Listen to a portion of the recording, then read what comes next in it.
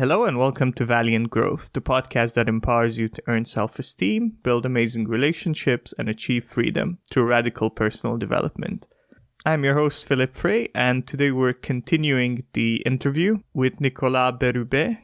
So in the previous episode, he talked about how he cycled through parts of Europe and slept in a tent in the backyards of people.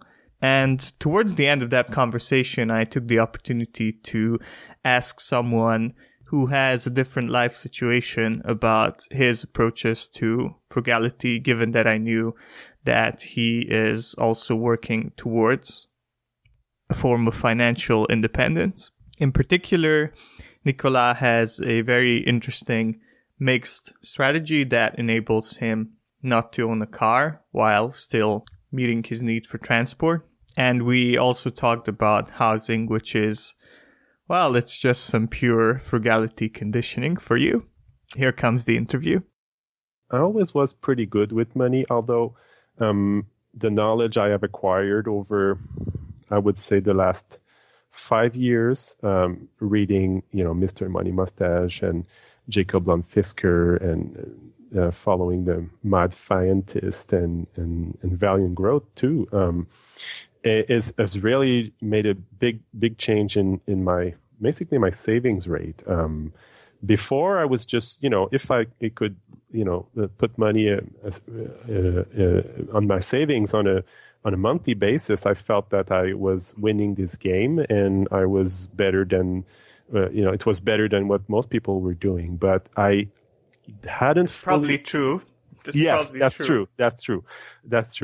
So I've never been in debt, but I could have been more proactive in saving money. But the good thing about that is when I learned all about got this knowledge, it was easier to put it to work because I already had savings and already had a lifestyle that was not too crazy. I've been a renter all my life, and I've used that to my advantage in that I would put money in my savings and my investments that I otherwise would have used to pay for renovations or city tax or that type of things. Currently I try to salt away about 40% of what I make. That includes my pension plan at work, and I would say that it's all you read in these blogs and all these tips are really true, and they make a big difference. I mean, I sold my car 2 years ago now, and I walk everywhere. That's something I implemented recently. I used to take the bus, but it was an $80 bill every month that I hated seeing on my credit card statement. So I just said, I'm going to walk. So surprisingly, you can walk. I mean, I'm walking, I would guess, maybe 10 kilometers a day to get to work and daycare and that sort of thing. So that's really manageable and also pleasurable. If you do it the first couple of days, you're not so sure, but after a while, it just becomes normal. That's basically how our brain works. We get used to pretty much anything. So I'm enjoying that. And right now we're trying to lower our food bill, which used to be pretty high. We don't go to restaurants or almost never go to restaurants. And the goal of doing that, it's I would say financial independence down the road. It's not something that I want for myself right now, or I'm not trying to be very, very intense and focused about doing something for the present now. It's more a way of life and enjoying seeing compound interest and seeing dividends come in, but 5 years from now, who knows? It's definitely puts me in a place much more in life that I enjoy being. There's something about being an employee. Even if you're in my work, I love my work. I tap dance to work, as Warren Buffett would say. But at the end of the day, in a capitalistic society, you're trading time for money, and maybe the person at the other end of the deal will have different plans, and then what if you have a big lifestyle? If you have a lot of expenses, you're kind of dependent on the other side, what the other side gives you. So my philosophy is just trying to be, which each year that passes, being more frugal, being more independent, and see where things go from there. What range do you think is doable in terms of walking? 'Cause I typically say try to find a job if you can near where you live, or move to the job if the job is the priority, or whatever, the income. Yeah. Earning activity that you do. And I think the furthest I've been from my job on foot was 30 minutes. Mm-hmm. And I found that workable. So what's your range? You said 10 kilometers. Is that everything? Or? Yeah. 10 kilometers is a normal day for me. I go to daycare in the morning, and then I go to my work and come back. So that's, I would say, it's maybe an hour and a half of walking every day.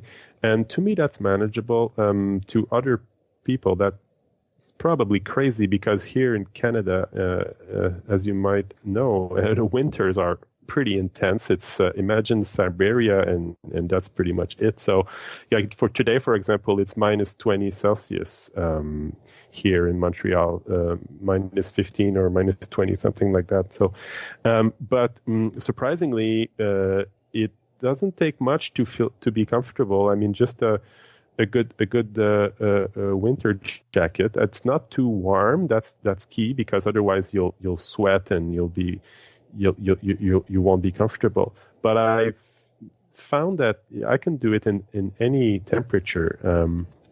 So yeah, it's to me that's pretty much the I wouldn't walk longer than 10 kilometers a day, just because it's I would run out of podcasts to listen. But no, I'm just kidding. But it's just that it takes a kind of a big chunk of your day. In the summer, there's a bike share program in Montreal that's cost about $55 US for the whole season. So I can, to me, I found it more rewarding than having a city bike.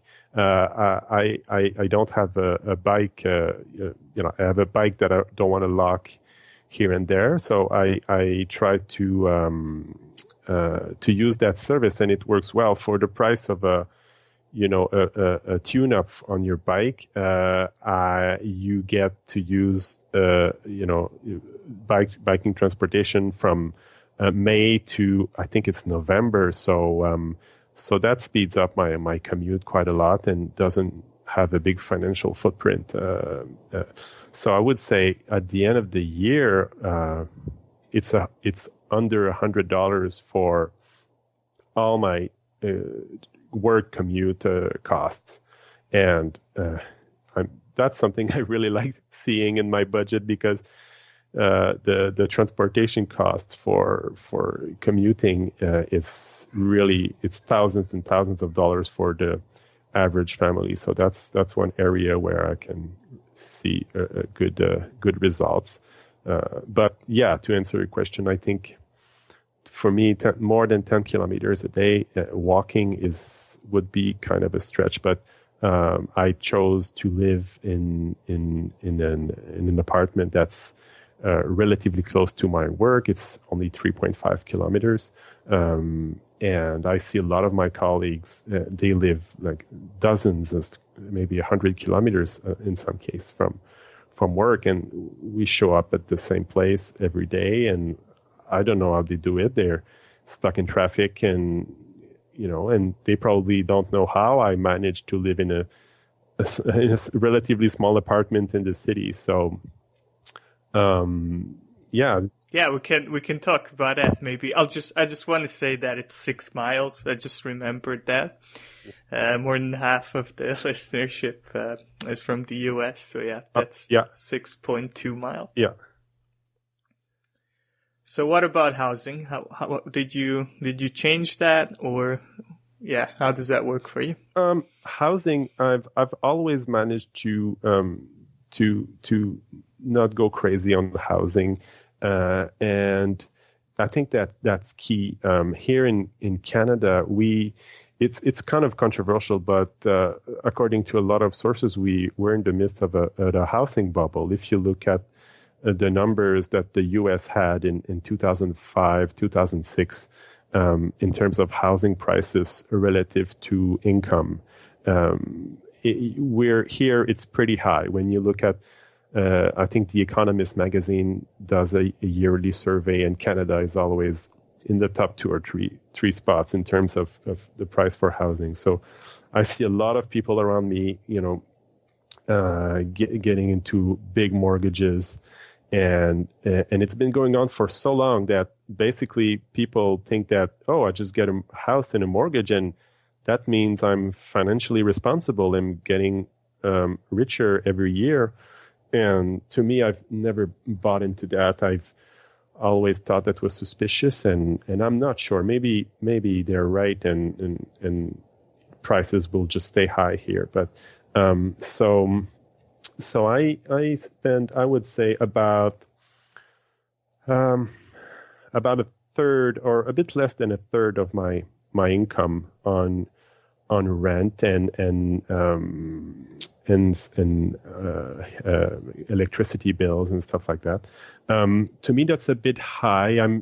I would like to have something cheaper, but that would imply moving to a neighborhood that's further away from my work, and I'm not willing to do that, because then most people have a car in Montreal, where I live. So most people who move to less central neighborhood have a car just because it's just more convenient. And when you factoring that, it's not worth it for me. So maybe I keep my eye out for. I would like to pay maybe 25% of my income in rent, but that will have to do for the moment. So, but even though I'm I'm satisfied, I have almost, I see my friends, getting into all these renovations and then, we need a new kitchen, so might as well do it in a very luxurious way and go doing the counters in that way, or let's hire an architect because, he knows more than we do about remodeling. And so these costs, to me, it's just it can snowball into a crazy amount of debt. So I'm debt free, and I want to remain debt free for a foreseeable future. That's just the way I want to run my finances. So, but Canada can be or Montreal can be a good place for a cheap rents compared to the U.S. cities and even other Canadian cities. I'm paying less than $1,000 for a family of 3, an apartment in a good neighborhood in close to downtown. So in most U.S. cities, that would be considered a steal. So that's what I'm doing right now. Has the key to keeping the costs down been, so you mentioned being conservative with kind of house related expenses. Is it also you chose a smaller place than average? Yes. Than what most people would? Yes, I would think so. Especially people my age, late 30s. The big thing has been getting more space and sometimes buying a duplex. So you take two apartments and you just make one apartment with two apartments. So you have an upstairs and a ground floor, and that's very comfortable, and it's nothing wrong with that. But there's a lot of cost and debt associated with that. So I would say, my friends are very polite. And they know that I'm responsible with money, so they don't talk about it too much. But I'm definitely not living in a place in an apartment that's on par with what they have when at home and what they aspire to having. But to me and my wife and my kid, I mean, we take a lot of joy in being in a central neighborhood and walking to the grocery store, walking to work, walking to the mountain. Here we call it the mountain because we have just one, and it's about less than 1,000 feet. But it's one of the main attractions in Montreal, so we like going there. So we end up spending very little money for transportation and these kind of things. And yeah, so I think I will keep doing that, just because it's very rewarding, and this financial footprint, it's way less, and the debt burden, that's key in my mind. It's so easy when you have a good income and regular income. I mean, all the bankers are your friend, and they want you to mortgage yourself like crazy. But if you don't do it in this place and time, you're kind of a oddball in a way. But I've never really paid much attention to that anyway. I'm not against home ownership per se. I think listening to the U.S. podcast, there's amazing deals. I know I listened to the Paula Pant podcast, and she talks a lot about real estate and how you can get good deals. But I live in a place where the good deals are pretty much gone, so I try not to really focus on that too much. I always wonder when it comes to space, because I'm very comfortable in small spaces too, and I don't know, that could be because where I grew up, it was a very small apartment. But I wonder, are we missing something that's so great about large spaces, or are the large space people missing something about how you can live in smaller ones? What do you think about that? I don't know. There's probably an element of keeping up with the Joneses, in that, I mean, most apartments in Montreal have been built over 100 years ago. And I mean, people had 5 kids back then, 6 kids back then. It was a no-brainer. And they used to live in that space, and kids play outside. And I don't think they suffered from any problems related to the space that they had. It's just, I think it somehow over the last 25 years, space has been, the new thing, the new hit thing that you want to have in your life. And to me, it's I don't know, it has never had any appeal. I mean, of course, I can appreciate when a person you buy an apartment and you take all the walls and you have this loft type space, and your kitchen is so big. Our kitchen is really, it's like almost like a Volkswagen camper type of kitchen. Is very small. Oh yeah, I know those kitchens. Yeah. So yeah, it's I'm sure a lot of my friends, they come in, they don't say anything, but I'm sure they're like, when they leave, they're like, how they do it? I could not do it for a week or something. But I don't know. I mean, you just focus on other things, and we really don't miss having more space. I mean, we only have one kid. I mean, gosh, my apartment was built in 1910, so I bet over the years a lot of kids grew up here, and it seems to be manageable. So, but I think you're right. Space and the statistics tell the story very eloquently. I think in the average U.S. house built today, there are more bathrooms than occupants. So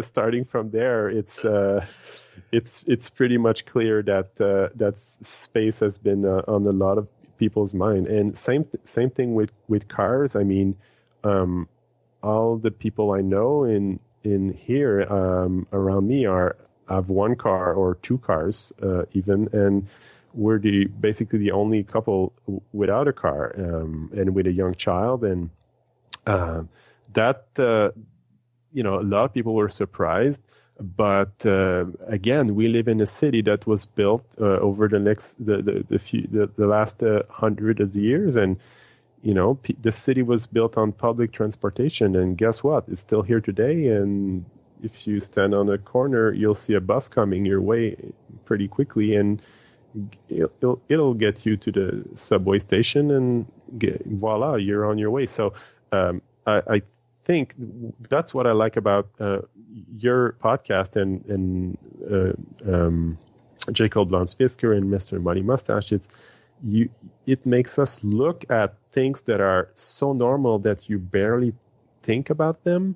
It's almost the air you breathe, and you realize, well, wow, car ownership, well, that's something that's new. Humans haven't always felt the need to have a car in front of their house at all times. And can we work around that? Yeah, sure. There are other ways. I mean, here it's not unique to the city, but there's a car share program, and it works with an app on your phone, and you can see where the cars are, and you can block them and use them. And I mean, it's so cheap. I mean, if we really need a car to go somewhere, let's say a friend invites us over for dinner, and it's not convenient to go on a public transportation, we'll come back too late at night, the kid will be tired. We take a car and back, it will cost me $24. I mean, okay, and at the end of the year, it's in the low hundreds in terms of that type of transportation. I mean, my God, just insurance, just insurance and oil change. I mean, it's just twice the amount we pay, and we haven't even paid the car yet. It's just and somehow these programs they kind of grow, but it's still a niche thing, and it's kind of associated with students or younger people who are not set in life, and so somehow it's fun to see these programs grow, but at the same time, when you see the potential and when you see that a car is parked for 95% of its life in front of your house, it's pretty scary to see what's the norm, basically. What's the norm has become, and that's just never questioned. That's just something that you do when you get older and you get a job and a kid. And so, yeah, I always try to keep that in mind and to find areas where I can improve. And yeah, a blog like yours and Jacob, especially, it's so refreshing to see people, taking a new approach, and basically what it is live like your grandparents used to live. I mean, it's not very complicated. I mean, your grandparents didn't have two cars in front of their house when they were young, or great grandparents. It's just something that people didn't have the resources to, and save your money and live below your means. That's it's not rocket science. It's just it's just taking the time to think about it and to do things a little bit differently from the people. I'm not a big fan of we're all brainwashed into consuming through advertisement. I think it's more something that we do instinctively because the society works that way, and our friends do it, and then we go along. I mean, if it doesn't take a lot to take a different tack, a different approach, and I still see the same commercials that everybody sees, but I just decided that other things were more important, and freedom and building wealth over time was more important, and that's it. Once you've made that choice in your head, everything else falls into place, and it becomes more easy to navigate these kind of challenges and of the daily life and stuff like that. I think that's a great note to end on. Yeah. So, Nicola, you're a reporter. Where can people find your work? Yeah, I work at La Presse. It's a French language daily paper in Montreal, and the website is La Presse, LAPRESSE.ca. And if you follow that, you can search my name, Nicolas Berube, Berube, and you'll find stories that I wrote. They're not all on the website. We also have an iPad app, and the iPad app is available at of course, Android store, the Google Play, and the App Store. It's a French language newspaper, so you'll have to brush up your French knowledge. Or learn French. Yeah, right. Most probably. I'm sure we have French listeners too. But do you have anything in English, or it's any of your work is any of your work in English? No. I've everything I've written and I'm writing is in French, and I try to be a link between the English world and the French world. I recently interviewed Mr. Money Mustache, and presented his work in philosophy in French in the paper, and it got a lot of response. People were pretty thrilled to read about that. So I try to be the link between the two worlds when I can. Great. So yeah, if you're fluent in French, go check out Nicolas' work. Thank you very much for coming on the show. Thank you, Philip. Thank you for listening. I would very much appreciate if you'd support the show. Valiant Growth is my main source of income, and whether I can continue doing it as a main focus is in your hands as I near towards the end of my financial reserves. So if you'd like to see me going, please go to valiantgrowth.com and sign up for a monthly donation. Your help is much appreciated. Thank you for listening, and I dare you to flourish today.